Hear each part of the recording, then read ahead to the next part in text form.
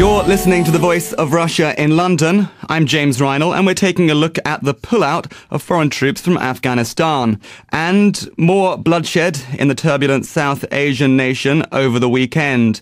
2 British servicemen were shot dead by members of the Afghan National Police Force, part of a growing number of so-called green-on-blue attacks. It brings to 22 the number of international troops killed by uniformed Afghans so far this year, though it is unclear whether this was a case of rogue soldiers or Taliban infiltration. Such attacks raise concerns over the credibility of the Afghan National Forces, which will be responsible for security across a vast territory when all foreign troops leave by the end of 2014. Sunday marked the start of a third phase of transition in which uniformed Afghans will head security across 3/4 of the country. Despite that and the recent post-2014 security deal between Kabul and Washington, there have been setbacks on the political front. The 70-year-old former Taliban leader turned peace negotiator, Arsala Rahmani, was gunned down in the Afghan capital on Sunday. He was a key conduit between active militants and the government. His assassination highlights the difficulty of establishing a unified state. So, what do this weekend's killings say about Afghanistan's future stability? What gains are needed in political reconciliation and security before foreign forces leave? And what lessons can be learned from the Soviet pullout in the late 1980s and the country's subsequent Talibanization? To probe these questions, we're hosting a discussion in our London studio. I'm joined by Matthew Willis, a researcher from a think tank called the Royal United Services Institute, or RUSI, Chris Nineham from the Stop the War Coalition, and Nikita Mendkovich, an analyst from the Center for Contemporary Afghan Studies, over the line from Moscow. Maybe to get the ball rolling, I'll turn to you first of all, Matthew. Developments over the weekend, particularly the deaths of 2 British servicemen. What can we say about this growing number of so-called green-on-blue attacks? Well, we know that it's going to be a problem training up the Afghan security forces to take over in time for the pullout of NATO troops. But I'm not sure whether we can draw a huge amount from these incidents. It's true that there have been a growing number of them, and they've been receiving quite a lot of publicity. But until we know exactly what the reasons behind them are, I wouldn't want to draw too many conclusions. I think it's clear that there's a disconnect between the security forces and the Western troops training them, whether that's because they just don't see the gains to be made, or they just don't see eye to eye with their trainers for cultural reasons or other reasons. It's difficult to say. It could well be that they, as we well know, have multiple loyalties, and their tribal loyalties or even affiliations with the Taliban, which is quite a nebulous group, may be affecting the way they behave. So it certainly points to problems, there's no doubt about it, but the significance of those problems or true character, difficult to say. The 2 explanations that are possibly given for these kind of attacks, one of them is that it's the Taliban that have got inside, they've dressed up in Afghan National Forces uniforms, and they're using these attacks to kind of split any kind of cooperation or good spirit between the Afghan National Forces and the foreign forces. The other analysis is that they are genuine members of the Afghan National Forces who are really disgruntled. They've seen things like the Quran burnings, the Americans' urination on Afghan corpses. Which do you think is more problematic? I think they're equally problematic, and I don't think that you can necessarily separate them. I think it could be probably a bit of both in most cases. As I was saying before, they probably don't see eye to eye in many ways with the Brits or the Americans or the Canadians who are doing a lot of the training. And seeing images of, as you were saying, American troops urinating on Afghan corpses, or hearing about the rampage by the American soldier some time ago won't have helped very much. To say that the Taliban have infiltrated the armed forces is to draw too strong a distinction between the armed forces and the Taliban, because both can be members of both at the same time. Really, it depends on it really depends on what's going on any given day. Is that complicated, that the Taliban are part of the Afghan National Forces? I wouldn't say that the Taliban are part of the national forces, but I was saying that between the national forces and the Taliban, you have Afghan people, peasants, or whatever they are, and they need to make a very careful calculation as to whom they want to throw their lots in with. They can't side unequivocally with the West, because the great fear is that once the West pulls out, they'll be left to the Taliban.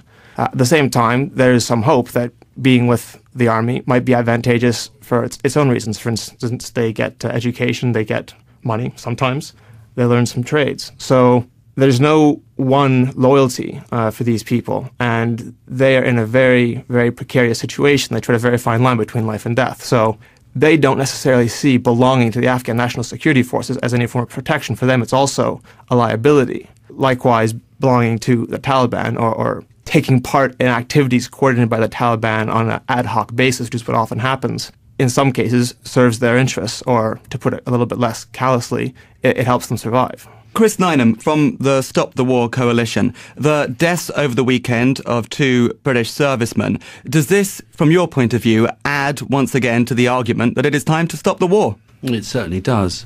And I think that events over the weekend have shown that what really is going on here is that the West has lost militarily and also utterly lost any kind of support, any kind of hearts and minds that it might ever have had in Afghanistan.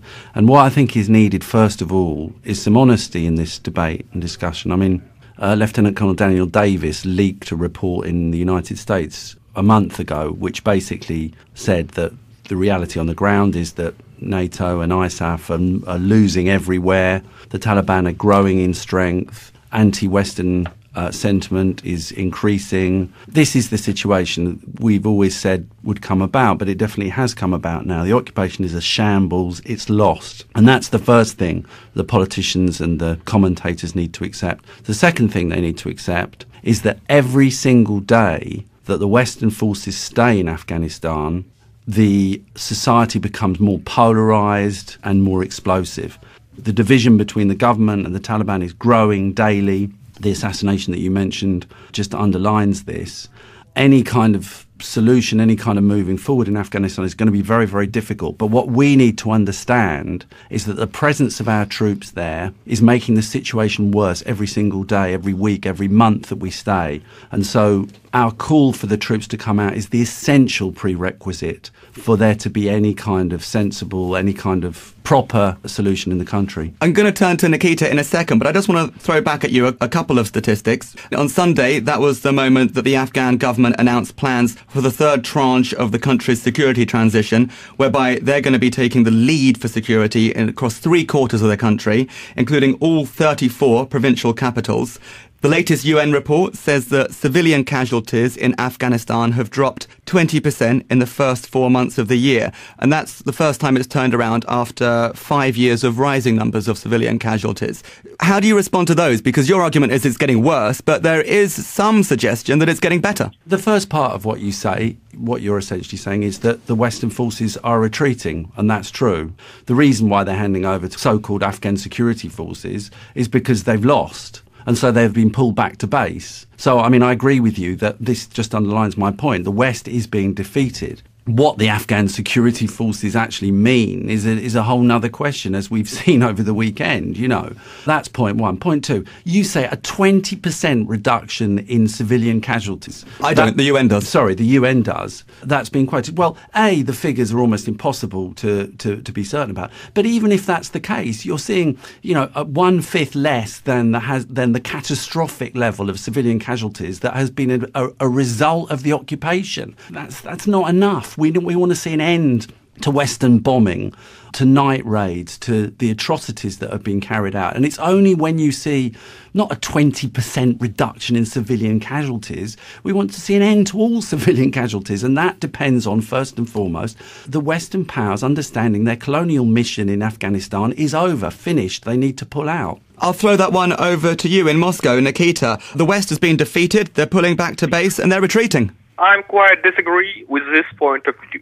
In my opinion, we should remember that Taliban propaganda isn't a so-called ground reality. Because reality is that during this April, there were near 1,000 of Taliban fighters killed and arrested in Afghanistan.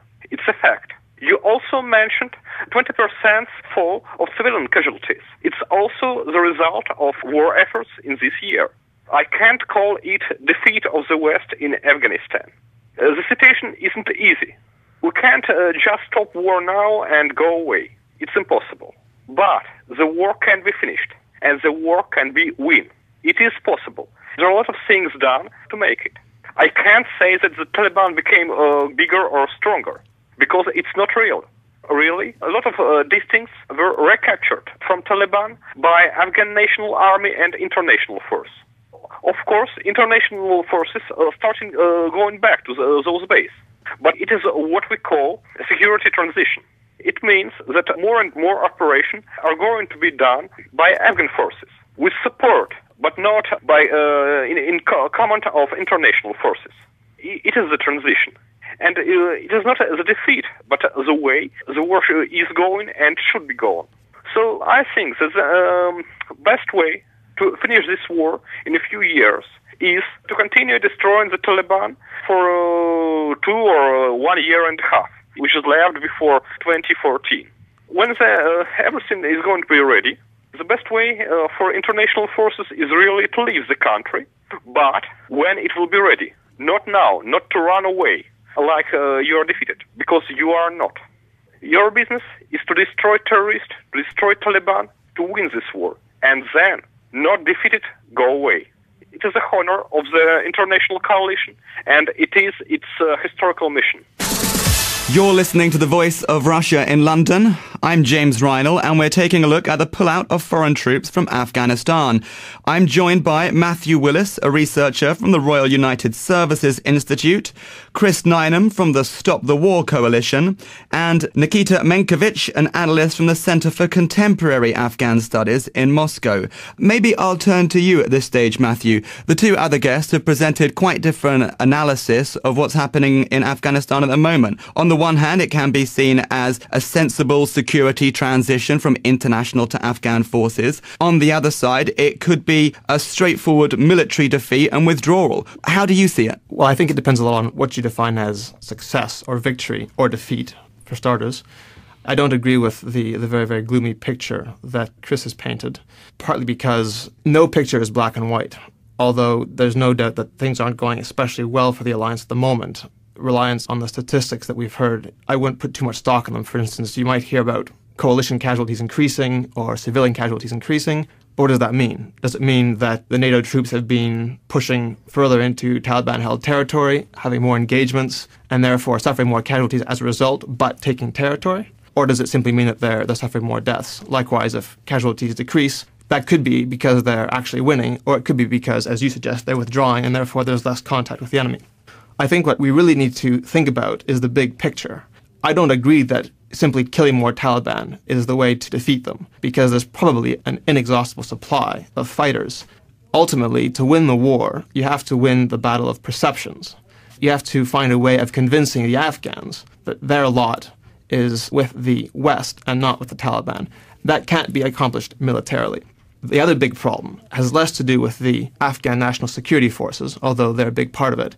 It has to do with the basic strategy of the West in Afghanistan, which is to attempt to develop a very strong central government that will unify the country, extend its authority throughout the country, and essentially pull it together in the kind of way that has happened in the Western world. That's not going to happen. The goals of that strategy are inimical to Afghan society, which is very decentralized, still very tribal, despite what people say, in which people don't trust the government, partly because they don't need to. It's easier for them to focus on their immediate region, partly because they've seen that they can't trust the government, because anything that gets routed through the government eventually winds up in somebody else's pockets, not theirs.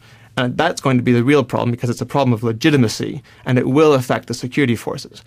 In the short term, it's hard to know what will happen when the West withdraws. We saw in '89 that the Najibullah regime lasted for 3 years in a situation that some people described as worse than the current one, because it continued to receive funding from the Soviets. It fell when it stopped receiving that support.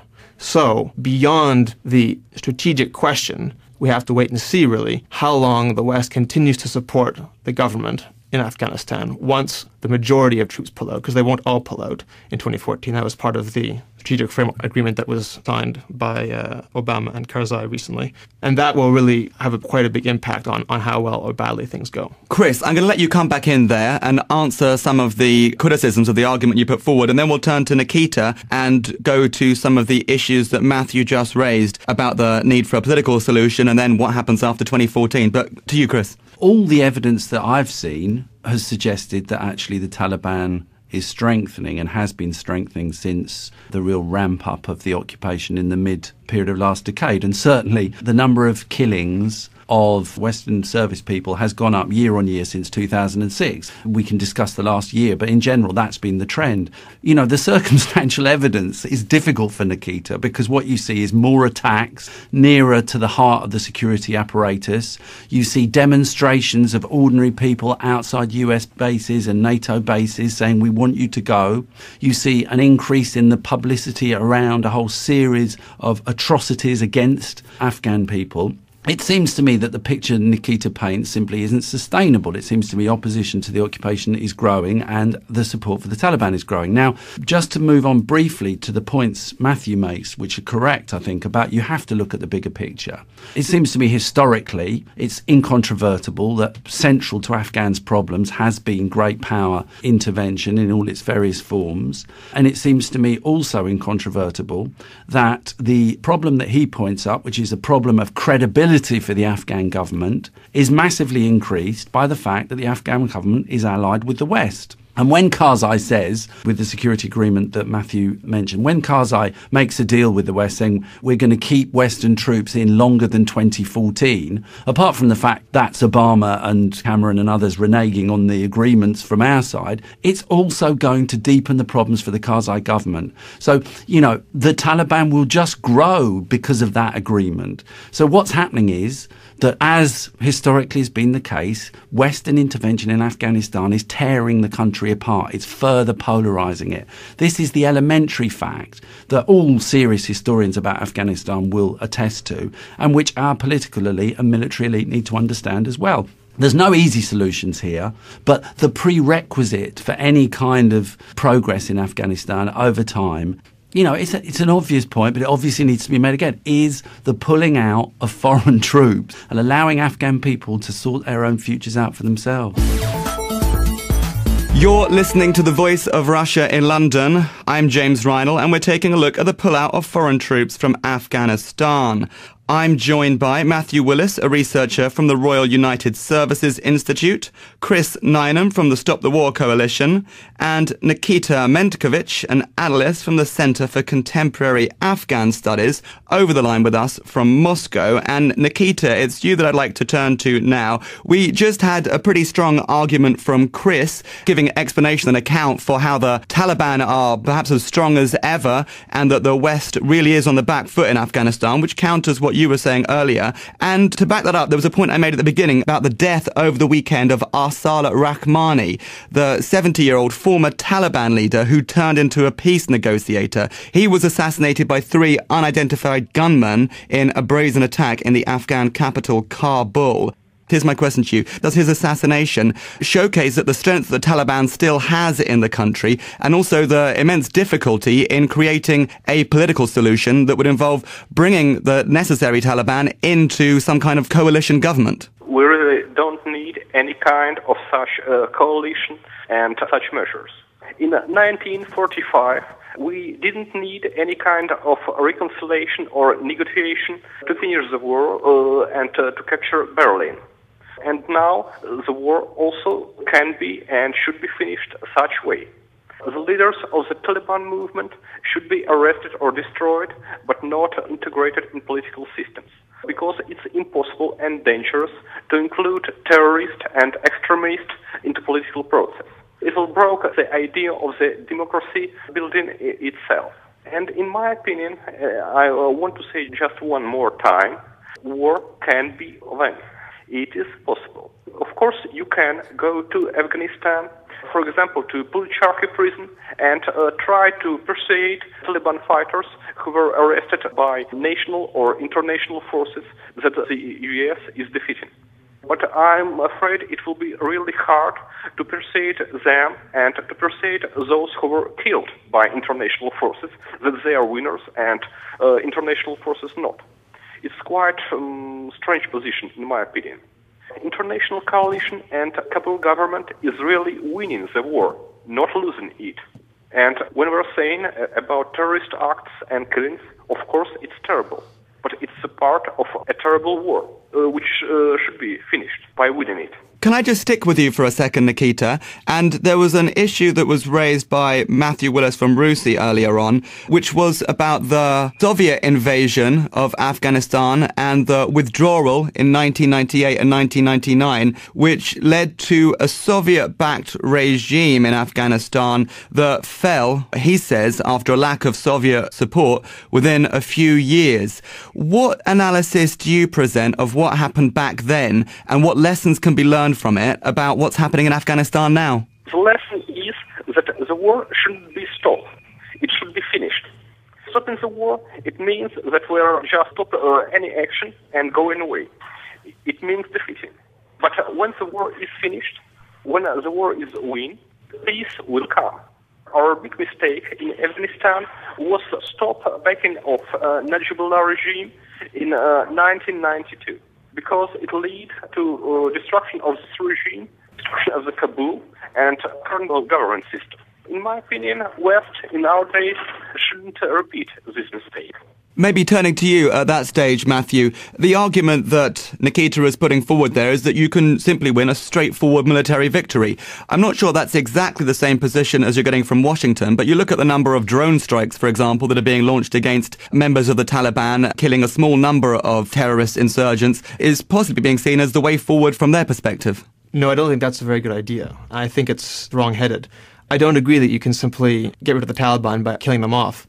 Partly, I should point out before I start that the Taliban are not a monolithic organization. And if the US and the West had realized in 2001 just how fractured they were, they might have found that they could have allied themselves with some of the more moderate Taliban, who in fact were better allies than the Northern Alliance, which does not have much support in the country except for in parts of the north. So I think killing the Taliban indiscriminately not only kills off allies that you could be using in these negotiations, but it also gets the Afghans' backs up terribly, and it's really counterproductive if you're trying to state build. The other reason you can't just get rid of the Taliban is because they are being supplied and backed and formed outside Afghanistan in Pakistan. That's also the reason I don't agree with the argument that Chris makes that we should all just get out and let the Afghans sort out their own problems, because Afghanistan has never been left to its own devices in a very long time. And ever since, let's just go back as far as the 80s and the Soviet-Afghan War, the Pakistanis have been involved up to the hilt in Afghanistan, helping to create unrest and instability in the country for their own reasons. So if the other countries, the NATO coalition, get out, we won't be leaving Afghanistan to its own devices. We'll be leaving it to Pakistan. Pakistan is going to continue to foment instability in Afghanistan because it sees a stable Afghanistan as a threat to it, because it's worried about being attacked by India at the same time. So it doesn't want the Afghans to be able to concert themselves in any particular way, for instance, to foment secessionist movements inside Pakistan. And that's why they're going to continue meddling there, whether we're in Afghanistan or not. And finally, I want to say that Afghan society is not monolithic. So I wouldn't necessarily say that the Western presence there is tearing the country apart. I think if it were a unitary country, then maybe you could say, you could make a claim that it was, or you could make an argument, but it's fractured to begin with. In some parts of the country, we're doing lots of good. In other parts, we're doing lots of harm, and sometimes we're doing harm and good at the same time. The Taliban have a judicial system, which is often seen as more reliable than the West. It's quite rough justice, but it's generally seen as effective. Caveats there, but let's just say that. But what did they bring in terms of education, in terms of infrastructure, in terms of water and electricity? Not very much. The West has done a lot of that. So both sides have their strengths and weaknesses. And the problem with trying to paint a clear picture of what's happening in Afghanistan is that nothing is universal in that country. It all depends on where you are, where you sit, where you stand. So, broadly speaking, is it fair to say that you advocate for a position of the status quo? You advocate for a gradual drawdown until 2014, the training of Afghan national forces, and then some kind of security arrangements, such as the one that was recently struck between Obama and Karzai in Kabul, over what happens after 2014? I think at this point, that is probably the only course of action the West can pursue. I'm not saying it's the correct one, because I think the strategy is wrong-headed. But at this point, given the political realities in Western countries, I don't think they're going to turn the ship around and strike off in a new direction. So I think they have no choice but to continue attempting to negotiate with the Taliban leadership, however you define that, which is not going to be easy, because I think Chris is fundamentally right that the Taliban don't think they're going to lose, which puts the West in a difficult bargaining position. But I think they do have to continue trying that. They do have to build up the Afghan security forces in the hopes that they will, they're certainly going to atrophy once the West pulls out, but that there'll be a core that works. And yeah, they do have to continue with what they're doing, because at this point, nothing else is really going to have much of an effect, I don't think. And Chris, we're running out of time, but I'll turn to you for a final comment. On the issue of Pakistan, you could argue, and I think it might be a sensible argument, that a regional solution, even if it involves other powers, is likely to have more legitimacy than a solution that involves Washington and Whitehall. So that's one point.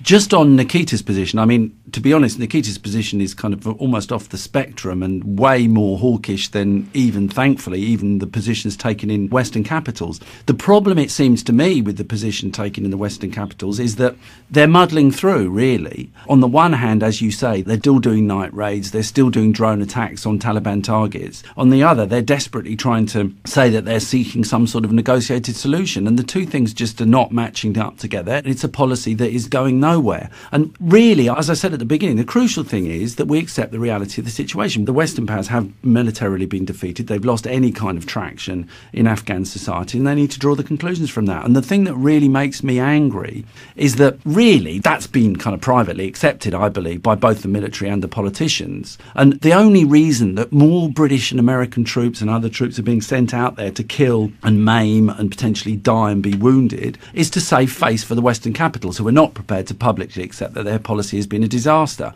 And I think that's shameful, and that's a disgrace, really. And that's why I say they're going to come out in 2014. There's going to be some sort of negotiations. Why not come out now and save some lives and start talking now? That was Chris Nineham from the Stop the War Coalition saying that Washington and Whitehall are making the situation in Afghanistan worse, and that the solution should be left to the regional powers.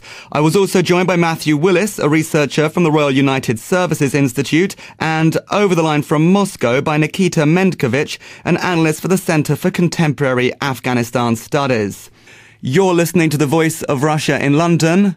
I'm James Reinl. We are always interested in finding out what our listeners think about the show. We'd particularly like to hear your ideas about what tough topics should be discussed in our studios. To send us your ideas, comments and suggestions, why not email us on uk@ruvr.ru. That's uk@ruvr.ru. You're listening to the Voice of Russia in London. I'm James Reinl. Stay with us for the latest update on what's making headlines around the world.